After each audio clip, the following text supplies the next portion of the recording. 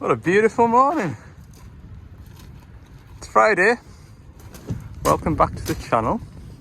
Yes, today we're gonna run through this 320 real quick, aren't we, Connor? It's getting its first service, so it's all the oils, and yeah, it's quite a big service to be fair. Front, back axle, transmission filters, hydraulic filters, engine oil filters. And look at the state of that engine oil filter, look. It's all leaky. It's like the last one we did. So yeah, I've not got my van back yet. We might have that back for lunchtime, but don't really need it for lunchtime either, because we're gonna go to that counterweight job. We're gonna tackle it together, might as well. While I've got Connor for the day, I've got my pump and stuff for oils. So we're gonna have like 2.5 pair of hands on this job today. You would imagine that two of us on one job will make the job twice as quick. It doesn't work like that, but it certainly will make it quicker. Connor's going to do that side of the machine, I'm going to do this side of the machine. So yeah, better not let him beat me. Better crack on, I'll do some fuel filters. And that's the engine oil already going back in. I've got my fuel filters done around this side. Connor's going to go underneath and drop the transmission oil. And yeah, I'll get these fuel filters bled up. We'll do pilot filter after this. We didn't pick up a transmission filter, which is stupid, and we didn't pick up a hydraulic return filter. It wasn't in the box, okay, and we just grabbed the box and set off. So the parts man's going to run down with them before we're finished in here. So no drama. Right, we signed in at exactly 9 o'clock. It's now 10 to 10. We've got the engine oil going in, got the transmission oil drained. Connor's at the back taking the axle oil out. We've got all filters changed apart from this transmission and hydraulic filter. We're gonna be done by 10:30 here. Drive shaft's greased. I picked you up to show you these Nipex filter pliers. They are incredible. Like, they are really, I'm really impressed with them. I've complained about these filters in here before, because on the first service they're always really tight, and they're a nice length, and when you let go of that handle it doesn't slot all the way down to the small position. Kind of like locks into place with that push button in the middle. They're really good. I have to get some myself. Right, I'll go and grab the new transmission filter and we'll get that whizzed off. I was singing earlier, so Connor's put the radio on. Sorry, Connor. You're right down there. Laid back Friday morning, look. An hour and a half later, and we're just about done. Don't tell the boss. Don't tell the boss how quickly me and Connor can service these shovels, otherwise we'll have more to do. Yeah, just the front axle's going in, we've got the back axle to go in, that's it. So, 2 hours we reckon it'll take to finish the full service. That is incredible. I'm blown away. Today's going to be a good day. Still haven't got my van back yet though. I haven't had a phone call either. Right, we're 11 o'clock. Are we 11? 5 to 11. I'm doing my software update that I downloaded the other day. I've got this shovel to do, its brother, which was serviced 3 or 4 weeks ago, so I need to get that one wrangled up. Yeah, there's a lot of these Dash 7 shovels requiring this software update. And this is the scary bit, because it, I think it deletes everything on the vehicle controller first. So that's why we've got an EPOS communication error. And then it flashes the new software on top of it. I think, yeah, look, it's done the erase flash.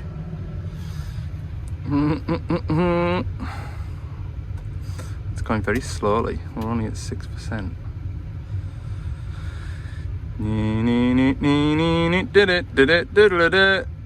Dead. That's the last thing we need. We've absolutely stomped through this service and then we get a failed update.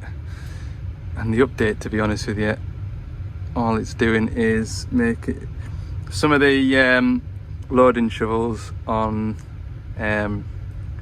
the My Development app don't show the correct hours, which is a bit annoying for me when I'm looking for a shovel to see how many hours is on it to know what service interval it's up to. But it will not be worth it if this EPOS dies a death. Oh, we love software updates. It's now 20 to 12. The software update took 24 minutes to go on, and then as soon as that was complete we had transmission error codes. We've had to recalibrate this joystick. The transmission code was for the brake pedal. The brake pedal wasn't calibrated and it wouldn't calibrate. The transmission oil seemed hot enough, so I thought I'll do an AEB calibration first, and then it wouldn't accept the calibration, so then the shovel was just squawking and squawking and squawking. So we did the old hard reset, switched the machine off, left it for 2 minutes, rebooted it. I've got no error codes now, and it is calibrating the transmission happily, it seems. That's why I hate software updates. Hate them. Don't like them. Because there was nothing wrong with this shovel before. Put a software update on it, we've got the transmission really upset. So fingers crossed we haven't done any permanent damage. Yeah, Connor. Anyway, another 5 minutes, we'll see the back of this machine. So, next shovel, 420, we're replacing this pipe here. It's damp, and the one next door to it's damp, and I wasn't 100% sure which one was leaking, but I think they're both just damp. So yeah, that's what we're going to be on with. I don't know whether I think we'll be alright getting it through this hole. And then Connor, when he takes that cover off up there, he'll be able to reach over and get the two from the top end. They go up onto the top of the transmission. It's those two there, if I zoom in. It is those two at the back. 24mm Spaniard. They look like 24s down there, I think. So I noticed they were leaking on when I did the service last week or the week before last. So I says we'll get them in stock, because they are what those pipes are sending oil pressure to your clutch packs. And I know this has already had 2 pipes on it. It blew a pipe when it was in 4th gear, which I don't know how he's managed to get it in the 4th. I suppose there's a long run around the back of there. But he couldn't work out, he had oil everywhere, but when the machine was running stationary, he couldn't see where the oil was coming from. So anyway, they're not great fun to do, these pipes. They're both the same part number, so they should be, it won't matter which one goes where. Time check, 2 o'clock. What have we achieved since we last saw you? Well, we've still got both pipes attached to the machine. It's proven to be very difficult. We managed to get the pipe cracked. It's a better angle to show you, look.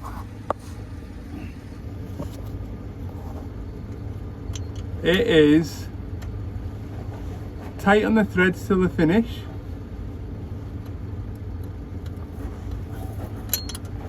Taking it in turns, because your hand's above your head, so you'd start to lose all feeling in your fingers. Oh, what a job. What a job we've had getting that undone. That's only one of them. We've got the one next door to get as well.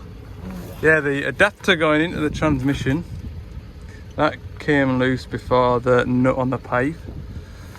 And it was a bad enough job just to try and get a 22mm spanner onto the pipe to to crack it off. So then we had to get another 22mm spanner jammed in there to hold the adapter. We're not enjoying ourselves, are we? No. No. This counterweight job's looking less and less likely to occur today. Well, I said to the fella that's on the site that's going to be on a machine to lift it off, I will be in about 2 o'clock, because we're on with this by 12:15. I've not had any lunch yet because I've got none with us.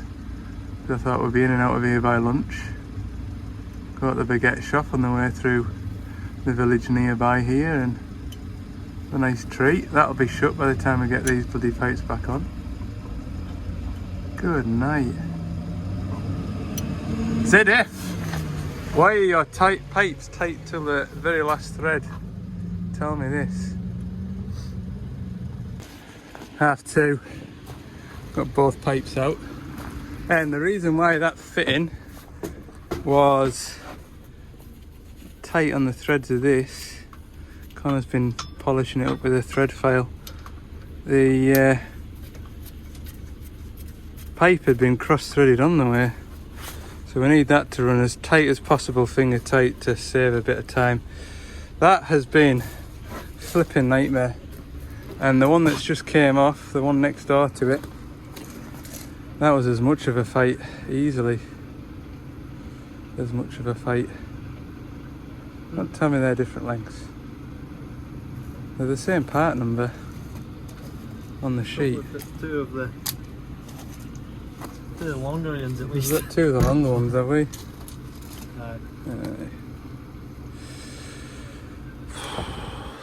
What a fight that's been. Right, so this one here, I've screwed out the transmission, which we've dropped in the belly plate, so I'll give that a good clean up, but threads have probably picked up in this as well. We're 3:30, and if I never ever do another transmission pipe like them ever again, I will die a happy man. How did you find that, Connor? Terrible. I was saying to him, I think in my whole entire career, I've done some tricky pipes in my life, like, but I'm trying to think of another pipe that's had us fighting like that. I mean, even putting them back on, it's taken an hour to refit them. Unbelievable. We've done a bit of jiggery pokery with some spanners, look. That was a good job. That we should have done this right at the very beginning. We cut that one a bit short. We chopped this spanner. We chopped this spanner like that one in this end, and yeah, it's because the threads were that tight on the fittings that that was a bit short. But that was a great idea of Connor's. That. Oh man.